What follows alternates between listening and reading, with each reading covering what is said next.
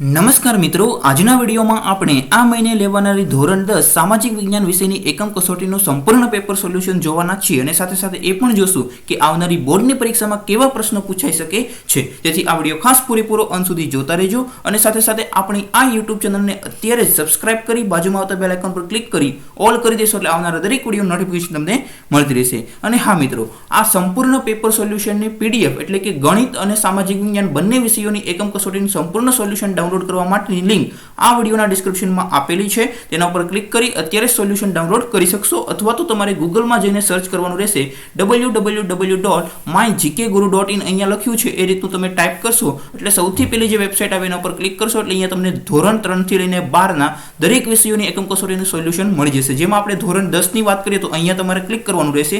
જેવું ક્લિક કરશો એટલે આ રીતે પેજ ઓપન થશે જેમાં તમને ધોરણ 9 અને એની જ નીચે અહીંયા થોડાક નીચે જશો એટલે તમને ધોરણ 10 નું પણ સોલ્યુશન મળી જશે। તો અત્યારે જ ગૂગલમાં સર્ચ કરો mygkguru.in અથવા તો ડિસ્ક્રિપ્શનમાં આપેલ લિંક ઉપર ક્લિક કરી શકો છો। તો મિત્રો સૌથી પહેલા પ્રશ્ન નંબર વિભાગ એ ઉપર જઈએ તો સૌથી પહેલા પ્રશ્ન નંબર 1 હતો કે તાજમહેલ તો શાહજહાં તો હુમાયુનો મકબરો કોણે બંધાવ્યો હતો? તો જવાબ આવશે હમીદા બેગમ। પહેલા પ્રશ્નનો જવાબ આવશે હમીદા બેગમ। આપણે 25 માંથી 25 માર્ક્સ આવે એ રીતે આપણે તૈયારી કરવાની છે અને સાથે સાથે બોર્ડમાં પણ કઈ રીતે પૂરા માર્ક લાવવા એ પણ આપણે જોતા જશું। બીજો પ્રશ્ન છે કે સરકારે આવશ્યક ચીજ વસ્તુ માટેનો ધારો 1965માં અમલમાં મૂક્યો છે તો આ વિધાન કેવું છે? ખોટું છે। ત્યાર પછી આપણે મિત્રો ત્રીજા પ્રશ્ન ઉપર જઈએ કે FPA જામ ફ્રૂટ શાકભાજી તથા જ્યુસ પર લાગતો લોગો એનો લોગો આવો છે એવું કહેવામાં આવે છે તો આ સાચું જોડકું છે। પ્રશ્ન નંબર 4 કીધું છે નક્સલવાદ આંદોલનની શરૂઆત કયા રાજ્યમાંથી થઈ હતી? તો જવાબ આવશે પશ્ચિમ બંગાળ।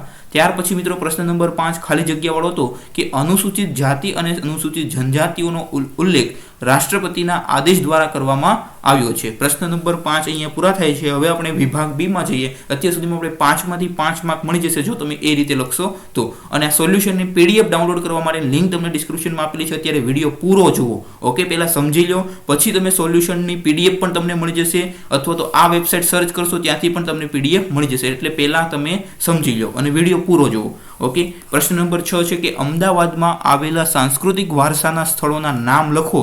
તો અહીંયા તમને સાંસ્કૃતિક વારસાના નામ આપેલા છે એ તમે લખી શકો છો। અત્યારે જ મિત્રો આપણી YouTube ચેનલને ખાસ સબસ્ક્રાઇબ કરી લેજો, બાજુમાં આવતા બેલ આઇકન પર ક્લિક કરી લેજો એટલે તમને ગણિતનું પણ સોલ્યુશન ટૂંક જ સમયમાં મળી જશે।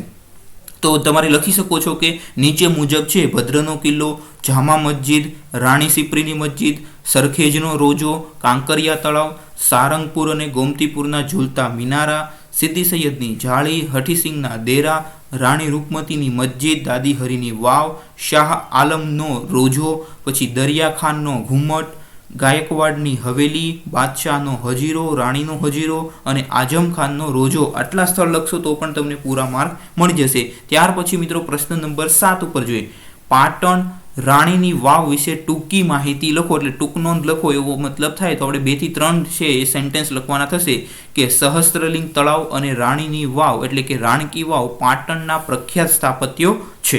ભીમદેવ પ્રથમની રાણી ઉદયમતીએ શહેરની પ્રજાને પાણી પૂરું પાડવા માટે આ રાણકી વાવ બંધાવી હતી જે રાણીની વાવના નામે પ્રસિદ્ધ છે। ત્યાર પછીનો મુદ્દો લખી શકો કે ઈસવીસન 2014માં યુનેસ્કોએ રાણીની વાવને એટલે કે રાણકી વાવને વૈશ્વિક વારસાના સ્થળોમાં સમાવિષ્ટ કર્યો છે। આ પ્રશ્ન છે, આ સેન્ટેન્સ તમારે ખાસ મુદ્દો લખવાનો રહેશે એટલે પૂરા માર્ક મળી જશે। તો આ રીતે પાટણની વાવની મુખ્ય વિશેષતાઓ લખી શકાય। પછી કાળું નાણું ભાવ વધારાનું કારણ છે એ સમજાવવાનું પૂછ્યું છે તો સમજૂતીમાં તમારે લખવાનું થશે કે હિસાબી ચોપડે નહીં નોંધાયેલી અને જેના પર કરવેરો ચૂકવ્યો નથી તેવી બિનહિસાબી આવકને કાળું નાણું કહેવાય છે। પહેલા તો કાળું નાણું છે શું એ સમજાવવાનું કે હિસાબી ચોપડે નહીં નોંધાયેલી અને જેના પર કરવેરો ચૂકવ્યો નથી તેવી બિનહિસાબી આવકને કાળું નાણું કહેવાય છે। કાળું નાણું ધરાવતા લોકો ચીજ વસ્તુઓ અને સેવાઓની માંગ વધારે છે, ઓકે? પછી પરિણામે ભાવ વધારો થાય છે, ઓકે? જેમ કાળું નાણું હોય તેને ખર્ચવું વધારે પડે તો એને ખર્ચવા માટે છે ચીજ વસ્તુઓની વધારે માંગ ઊભી થશે એટલા માટે ભાવ વધારો થઈ શકે છે। કેટલીક વાર કાળું નાણું સંગ્રહખોરી અને સટ્ટાકીય પ્રવૃત્તિઓ માટે જરૂરી ભંડોળ પૂરું પાડે છે, આમ તે ભાવ વધારાને પોષે છે। કાળું નાણું ધરાવતી વ્યક્તિઓ આવકવેરાના હાથે પકડાઈ જવાની બીકે તે નાણાંને વહેલી તકે ખર્ચી નાખવાનું વલણ ધરાવે છે, જેના કારણે ભાવ વધારો થઈ શકે છે. તો આટલું તમારે લખવાનું થશે પ્રશ્ન નંબર 8ના જવાબમાં. ત્યાર પછી મિત્રો પ્રશ્ન નંબર 9 જોઈએ કે અમુક શબ્દો છે એના વિશે તમારે લોગો વિશે તમારે માહિતી દેવાની છે. તો પહેલો લોગો હતો ISI એટલે શું થશે તો કે તે ઉત્પાદનોની ગુણવત્તાની ચકાસણી કરવા માટે ભારત સરકારે ઈસવીસન 1947માં ઇન્ડિયન સ્ટાન્ડર્ડ ઇન્સ્ટિટ્યૂટ એટલે કે ISI નામની સંસ્થાની સ્થાપના કરી હતી, જે હવે બ્યુરો ઓફ ઇન્ડિયન સ્ટાન્ડર્ડ, હવે એનું નામ શું થઈ ગયું છે BSI ના નામે ઓળખાય છે. તો આ હતું ISI ની માહિતી. ક્યારે સ્થાપના થઈ હતી તો કે 1947માં થઈ હતી. ત્યાર પછીનો મુદ્દો છે કે એગમાર્ક વિશે માહિતી આપો. તો મધ, ઘી, મરી મસાલા જેવા ખાદ્ય પદાર્થો, વન પેદાશો, બાગાયતી પદાર્થો તથા ખેત ઉત્પાદન પર આધારિત ઉત્પાદનો પર એગમાર્કનો છે એ સિમ્બોલ લગાવવામાં આવતો હોય છે. તો આ હતો પણ તમારો પ્રશ્ન નંબર 9નો જવાબ. અને એક ત્રીજો પ્રશ્ન પણ આમાંથી હતો કે વૂલ માર્ક વિશે માહિતી આપો. તો ઊનની બનાવટો અને તેના પોશાકો પર વૂલ માર્કનો માર્કો લગાવવામાં આવે છે. તો પ્રશ્ન નંબર 9 અહીંયા છે. એમાં એક ચોથો પણ હતો કે HACCP એટલે શું થાય તો યાંત્રિક પ્રક્રિયા દ્વારા તૈયાર કરેલા ખોરાકની બનાવટો પર HACCP એટલે કે અહીંયા તમને લખેલું છે એનાલિસિસ એન્ડ ક્રિટિકલ કંટ્રોલ પોઈન્ટનો માર્કો લગાડવામાં આવે છે. આ હતો મિત્રો પ્રશ્ન નંબર 9નો જવાબ. હવે આપણે પ્રશ્ન નંબર 10 ઉપર જઈએ. તો બળવાખોરી અને આતંકવાદ આ બંને વચ્ચેનો તફાવત જણાવવાનો હતો. તો એમાં તફાવતમાં આપણે 3 થી 4 મુદ્દા લખવા પડશે કે આતંકવાદ એક વૈશ્વિક સમસ્યા છે, જ્યારે બળવાખોરી એક એવી પ્રક્રિયા છે તો કે રાષ્ટ્રની સમસ્યા છે. ઓકે, આ વૈશ્વિક ઘટના છે, વૈશ્વિક સમસ્યા છે, એ ખાસ ધ્યાન રાખજો. બળવાખોરી રાષ્ટ્રની સમસ્યા છે. બીજો પ્રશ્ન છે કે તે આંતરરાષ્ટ્રીય વિસ્તાર ધરાવે છે, તે પોતાના અથવા અન્ય દેશની વિરુદ્ધ હોય છે. ઓકે, આતંકવાદ જનરલી શું હોય છે પોતાના દેશની વિરુદ્ધ અથવા તો બીજા કોઈ દેશની વિરુદ્ધ હોય છે, જ્યારે બળવાખોરીમાં એક જ વસ્તુ હોય છે, તે પોતાની સરકાર વિરુદ્ધ એક પ્રાદેશિક સ્તરે વિકસેલી હોય છે. ઓકે, એને કોઈ બીજા દેશ સાથે કે પોતાના દેશ સાથે લેવા દેવા હોતું નથી, એને સરકાર વિરુદ્ધ છે એ લડત હોય છે. ત્યાર પછી છે કે આતંકવાદને સ્થાનિક પ્રજાનો સહકાર મળે કે ન પણ મળે, જ્યારે બળવાખોરી સ્થાનિક પ્રજાના સહકારથી ચાલે છે. તો આ હતો મિત્રો 10મો પ્રશ્ન. એમાં આગળ વધીએ તો કે આતંકવાદથી પ્રભાવિત રાષ્ટ્રોનો વિકાસ અટકી જાય છે, જ્યારે બળવાખોરોથી પ્રભાવિત રાજ્યો અથવા તો જે તે પ્રદેશનો વિકાસ અટકી જાય છે, એમાં દેશનો કે રાષ્ટ્રનો વિકાસ અટકતો નથી. આતંકવાદ સાંપ્રદાયિક હિંસા કે ઘૃણા ફેલાવવાની હોય છે એમાં, જ્યારે બળવાખોર સંગઠનના લોકોને ડરાવી, ધમકાવી અને હત્યારાઓ કરીને એનો મુદ્દો હોય છે. ત્યાર પછી મિત્રો વિભાગ C નો પ્રશ્ન છે, એમાં થોડાક તમને 3 થી 4 માર્ક મળતા હોય છે. તો ભાવ નિયંત્રણ માટેના મુખ્ય 2 ઉપયોગી સમીક્ષા કરો. ઓકે, 2 ભાવ નિયંત્રણ કઈ રીતે કરવું જોઈએ એના 2-3 છે સમીક્ષા કરવાનું પૂછ્યું છે. તો ભાવ વૃદ્ધિને અંકુશિત કરવા માટે નીચે પ્રમાણે પગલાં લેવામાં આવે છે. તો પહેલા નાણાકીય પગલાં એટલે કે શું નાણાકીય પગલાં લેવામાં આવે છે. તો ભારતની મધ્યસ્થ bank reserve bank of India એટલે કે RBI નાણાંનો પુરવઠો ઘટાડે છે. ઓકે, નાણાંનો પુરવઠો ઘટાડી દે છે, જેથી છે ભાવવૃદ્ધિ નિયંત્રણ થઈ જાય છે. તેથી લોકોની ખર્ચ કરવાની પ્રવૃત્તિ પર અંકુશ આવે છે, પરિણામે વસ્તુઓની માંગ ઘટી જાય, તેથી તેમની કિંમતમાં પણ ઘટાડો થાય છે.